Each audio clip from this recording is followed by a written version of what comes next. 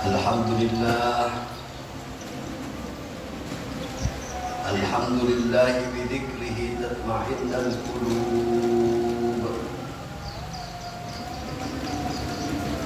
wa bifadlihi tughfaruz dzunub.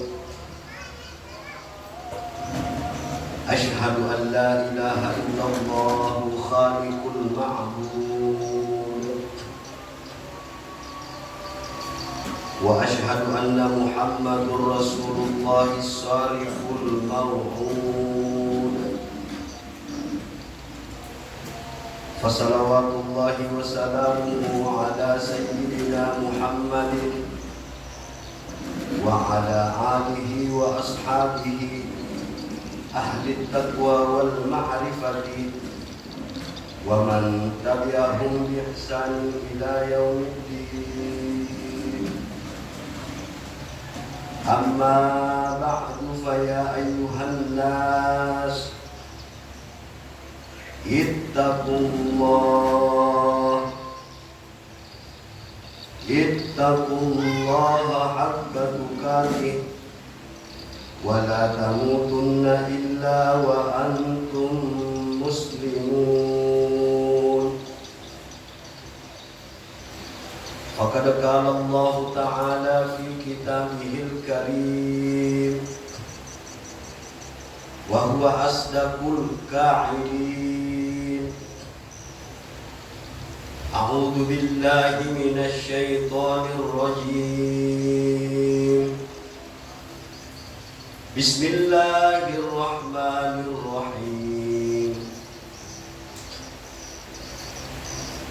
Tabarakalladzi biyadihil mulk wa huwa ala kulli syai'in qadir. Alladzi khalaqal mauta wal hayata liyabluwakum ayyukum ahsanu amala wa huwal azizul ghafur. Wa qala aidan wa tilkal ayyamu nudawiluha bainan nas. Sadaqallahul azim wa sadaqa rasuluhul karim wa nahnu ala dzalika minasy syahidin wasyakirin walhamdulillahi rabbil alamin. Ma'asyiral muslimin, sidang jamaah Jumat, calon-calon penghuni surga yang dirahmati Allah Subhanahu wa ta'ala. Banyaklah bersyukur kepada Allah dengan sebenar-benarnya syukur. Karena dengan banyak bersyukur, maka hakikat kehidupan ini akan kita mampu rasakan. Orang yang sedikit syukurnya kepada Allah, hidupnya akan susah. Orang yang sedikit syukurnya kepada Allah, hatinya tidak akan tenang. Orang yang sedikit syukurnya kepada Allah, jiwanya akan terombang-ambing. Syukur artinya membuka, lawannya menutup. Maka hakikat syukur itu ada pada cara kita membuka kehidupan kita ini. Makanya Allah mengingatkan kita, la in syakartum la azidannakum wala in kafartum inna adzabi lasyadid. Siapa yang pandai-pandai membuka nikmat yang aku berikan, aku tambah nikmat itu. Kita diberikan nikmat kehidupan. Kehidupan ini sangatlah panjang. Maka kehidupan kita ini ada pada nilai kemanfaatannya. Kita diberikan harta yang begitu banyak, maka nilai harta itu ada pada kemanfaatannya.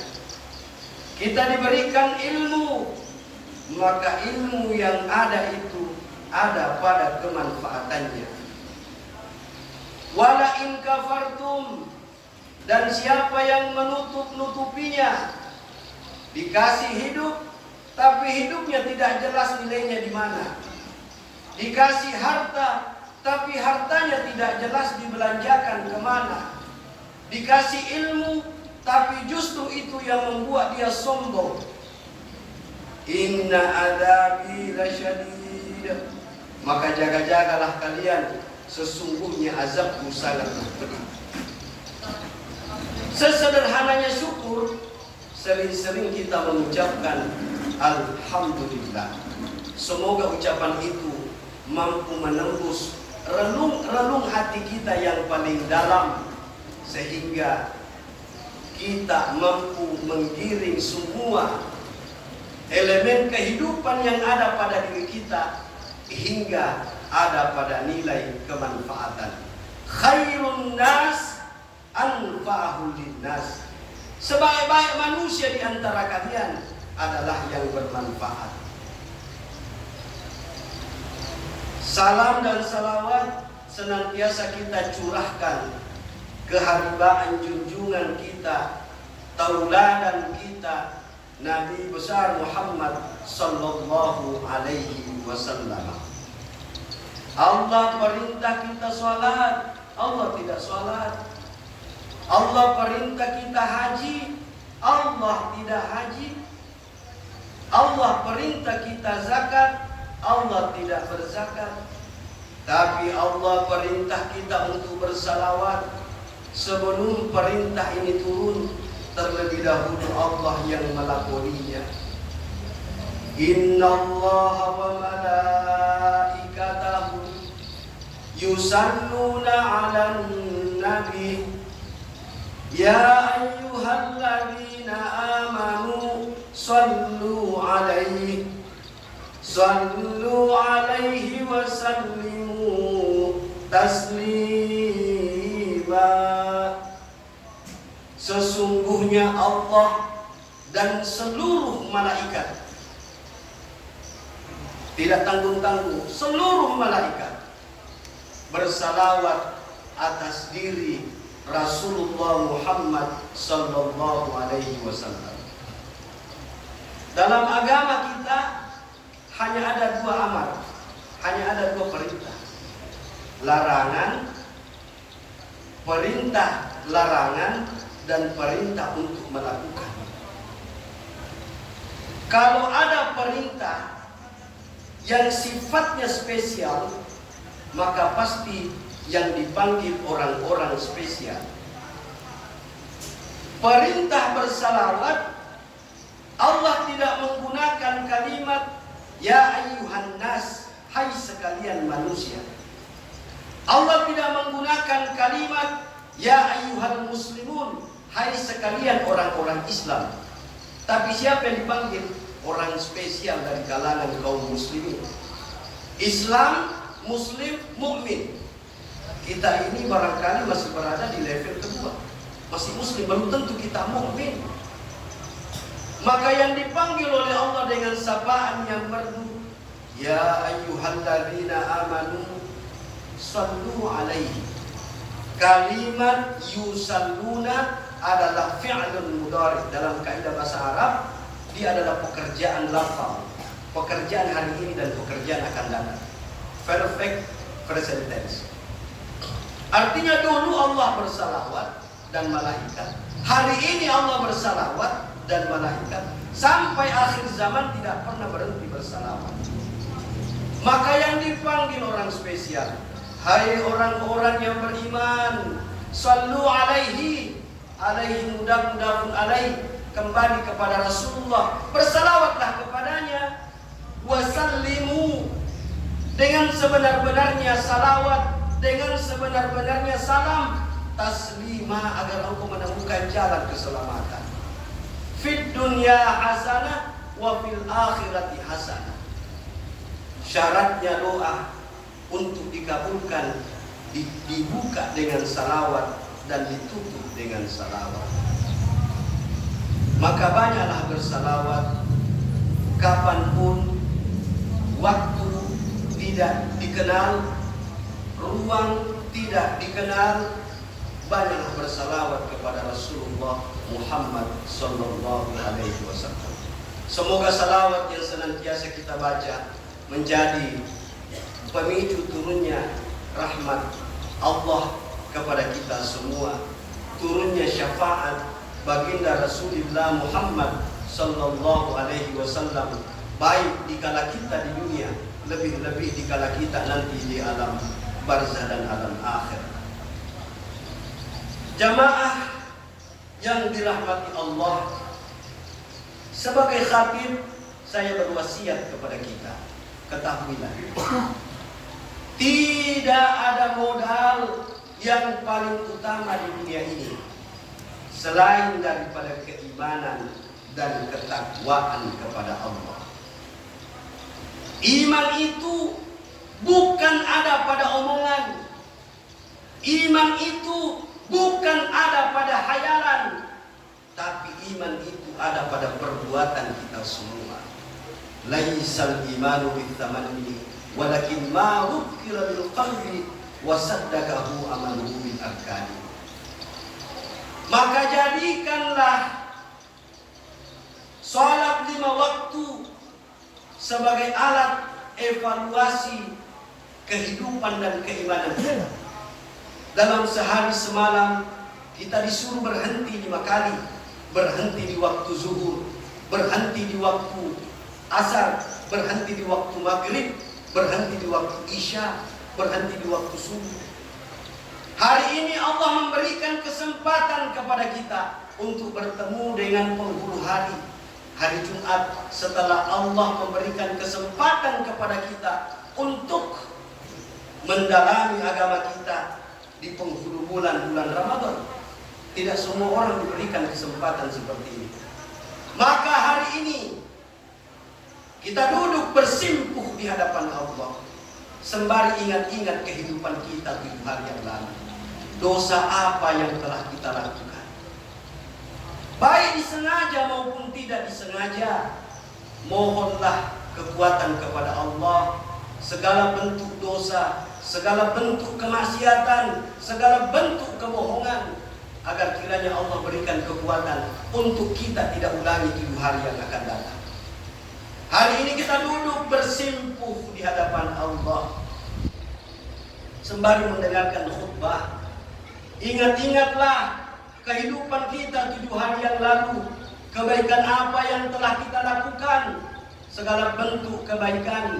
Mohonlah kekuatan kepada Allah, agar kiranya Allah memberikan kekuatan untuk kita ulangi, kita tingkatkan 7 hari yang akan datang. Hingga dengan demikian jamaah, calon-calon penghuni surga, dari waktu ke waktu, dari hari ke hari, kita mampu mewujudkan hakikat keislaman kita sebagai pembawa risalah rahmatan lil alamin. Harta-harta yang kita miliki, pangkat jabatan yang kita miliki, kegagahan, ketampanan yang kita miliki, hanya ada 2 kemungkinannya. Kalau bukan kita yang tinggalkan mereka, mereka yang akan meninggalkan kita, dan pasti akan dimintai pertanggungjawaban.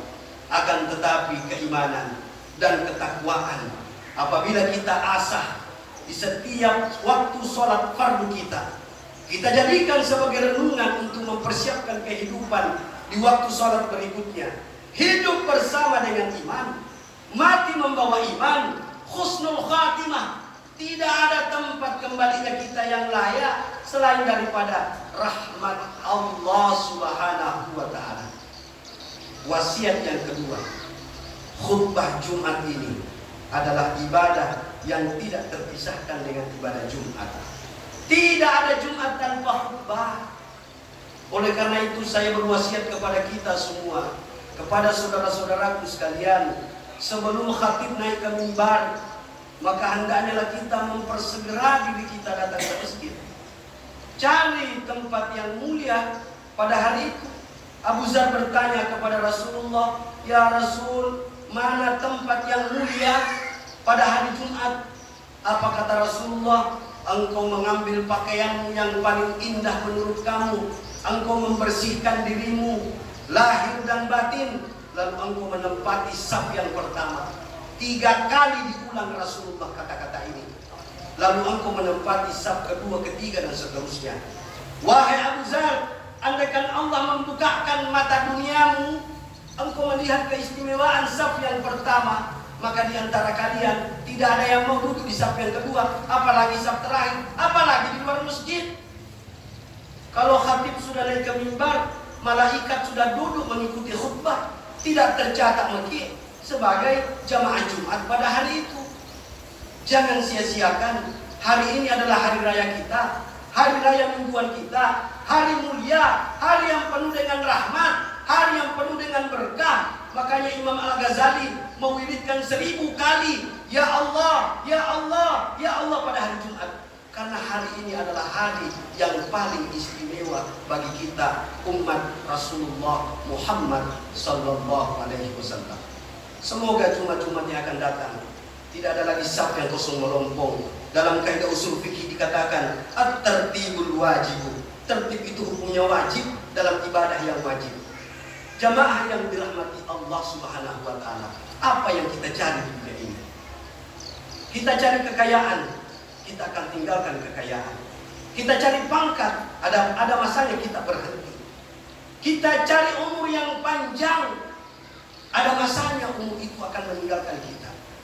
Maka pertanyaan-pertanyaan Allah, min aina wa ila aina, dari mana dan mau kemana? Kita berangkat dari rumah menuju ke pasar, dari pasar ke kantor, dari kantor ke sawah, hanya berputar-putar di situ. Lalu apa yang kita cari? Tugas pokok kita di dunia ini hanya ada 2. Apa itu? Yang pertama ibadah. Allah tidak ciptakan jin dan manusia kecuali beribadah. Ibadah apa? Ada 2. Ibadah mahdoh dan gairu mahdoh. Yang kedua, tugas pokok kita banyak bertaubat. Karena taubat diterima pada saat kita masih hidup di dunia ini. Kalau sudah kita tinggalkan dunia ini, untung kalau kita tinggalkan keluarga yang soleh, yang mau mendoakan kita. Untung kalau kita tinggalkan harta yang menjadi amal jariah. Tapi kalau kita tinggalkan anak yang setiap harinya mengerjakan perbuatan dosa, kita juga ikut merasakan. Kita tinggalkan dia harta yang banyak, tapi harta itu dibawa ke jalan yang buruk. Segala bentuk keburukan daripada harta yang kita tinggalkan itu juga membawa dosa buat kita. Lalu apa yang kita cari? Nilai kehidupan. Allah menciptakan ketidakadaan juga keadaan. Maha suci Allah yang menguasai 2 kerajaan langit dan kerajaan bumi. La haula wa la quwata illa billah. Tidak ada daya dan upaya kita. Makanya salah satu sukses untuk hidup bahagia, jangan terlalu banyak mencampuri urusan yang bukan urusan kita. Inilah yang menjadi persoalan umat hari ini. Bukan ahli agama, tapi mau menjadi fuqaha. Bukan ahli pemerintahan, tetapi mau bicara pemerintahan. Dia hanyalah pedagang, dia hanyalah petani. Makanya Allah sedini mungkin mengingatkan kita, Alladzi khalaqal mauta. Allah yang menciptakan ketidakadaan, wal hayata. Lalu Allah mengadakan sesuatu yang ada. Kita ini dulu tidak ada, sekarang ada. Apa yang mau dilihat oleh Allah? Liyabluwakum ayyukum ahsanu amala. Siapa yang terbaik amalnya di antara kalian? Dunia hari ini adalah dunia keterbukaan. Tetapi di dunia keterbukaan ini jangan kebablasan. Ingat, pelaku hoax, pembawa berita bohong pertama dari seluruh makhluk yang diciptakan Allah adalah iblis. Sewaktu memberikan kabar berita kepada Nabi Adam tentang hakikat khuldi. Maka hari ini kalau ada orang yang men-share berita-berita bohong, baik yang berkaitan dengan kemasyarakatan, berkaitan dengan politik, dia tidak mengerti sendiri apa yang dia share, itu sama hanya dia dengan iblis. Cukup kita kembali ke habitat kita masing-masing. Jangan campur urusan yang bukan urusan kita kalau mau bahagia. Karena semuanya pasti akan dimintai pertanggungjawaban. Bagaimana Rasulullah gundah gulana perasaannya selesai perang Khandaq, dituduh, istrinya dituduh berselingkuh dengan sahabat Syafwan hanya karena istrinya terlambat meninggalkan medan perang karena mencari pecahan-pecahan rantainya yang berserakan. Untung ada sahabat Syafwan yang memberikan tumpangan unta paling terakhir masuk Madinah, kemudian difitnah berselingkuh 1 bulan tidak ada ayat yang turun, Jibril tidak turun karena hatinya Nabi gundah gulana. Bagaimana sahabat Utsman bin Affan karena berita hoax dituduh untuk mengeluarkan surat membunuh kabilah dari Mesir yang tidak pernah dia lakukan, kemudian dia dibunuh. Bagaimana sahabat Sayyidina Ali karena berita hoax dia dibunuh oleh Abdurrahman ibnu Muljam, salah seorang yang alim, hafal Al-Quran, ahli ibadah, tetapi analisisnya lemah. Sejarah telah menceritakan berabad-abad yang lalu betapa bahayanya itu hoax atau fitnah. Bahkan agama kita mengatakan fitnah itu lebih kejam daripada membunuh. Kalau kita bunuh orang, selesai perkara. Tapi kalau kita fitnah orang, kemanusiaannya tercemarkan, keluarganya mendapatkan rasa malu dan sebagainya. Maka berhati-hatilah di era digitalisasi saat sekarang ini. Banyak berita hoax yang kita tidak tahu asal muasalnya, sumbernya dari mana. Apalagi kalau sudah ada yang mengatakan silahkan di-share. Wa tilkal ayyamu nuzawiluha bainan nas. Allah berfirman dalam Al-Quran, dan berhati-hatilah, akan ada suatu hari nanti hati ini akan dibolak-balik oleh Allah.